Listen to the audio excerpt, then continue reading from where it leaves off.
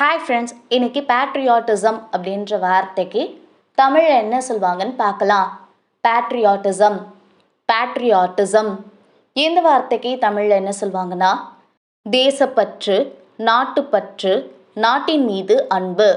அதாவது தனது நாட்டின் மீது பெருமை மற்றும் அர்ப்பணிப்பு உணர்வை வெளிப்படுத்துகிற உயர்ந்த உணர்ச்சி தான் பேட்ரியாட்டிசம்.